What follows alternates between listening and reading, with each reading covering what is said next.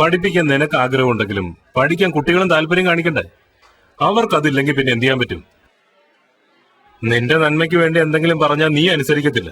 അനുഭവിക്കേ, എന്നാലേ നീ പഠിക്കൂ.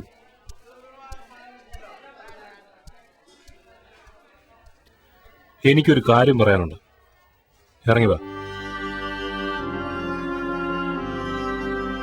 ഇവിടെ വെച്ച് പറയാൻ എനിക്ക് ബുദ്ധിമുട്ടൊന്നും ഉണ്ടായിട്ടല്ല. ബാക്കിയുള്ളവരുടെ മുമ്പിൽ വെച്ച് അത് വേണമെന്ന് നീ തന്നെ തീരുമാനിക്കും.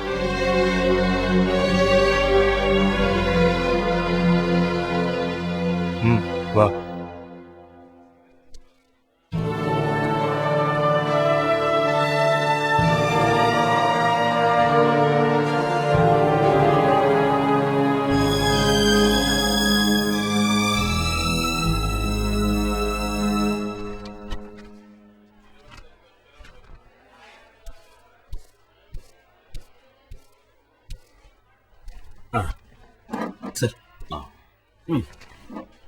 മീറ്റിംഗിൽ എല്ലാവരും കൂടെ എന്നെ വെള്ളം കുടിപ്പിച്ചില്ലെന്നേ ഉള്ളൂ.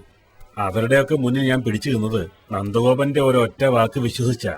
മങ്കാട്ടത്തിന്റെ സ്വഭാവം അറിയാമല്ലോ, ചെറിയൊരു തെറ്റ് പോലും സമ്മതിച്ചു തരികയില്ല. പ്രത്യേകിച്ച് ബിഷപ്പിന്റെ അടുത്തയാളും. താരയുടെ കാര്യത്തിൽ ഒരു വിട്ടുവീഴ്ചയ്ക്കും തയ്യാറാവണമെന്നായിരുന്നു നിലപാട്. അവസാനം ഒരു കണക്കിന് ഞാൻ പറഞ്ഞ് സമ്മതിപ്പിച്ചിട്ടുണ്ട്. ഇനി താരയുടെ ഭാഗത്തുനിന്ന് കുഴപ്പമൊന്നും ഉണ്ടാവില്ലല്ലോ, അല്ലേ? ഇല്ല ഫാദർ, അങ്ങനെയൊന്നും ഉണ്ടാവില്ല, ഉറപ്പ്. തുടക്കത്തിലെ മാനേജ്മെന്റിന്റെ നോട്ടപ്പുള്ളി ആയതുകൊണ്ട് പ്രത്യേകിച്ച് ഒന്ന് സൂക്ഷിച്ചോളാൻ പറഞ്ഞേക്കണം. എന്തായെന്ന് അറിയാൻ വേണ്ടി വന്നാ. ഞാൻ പൊയ്ക്കോട്ടെ.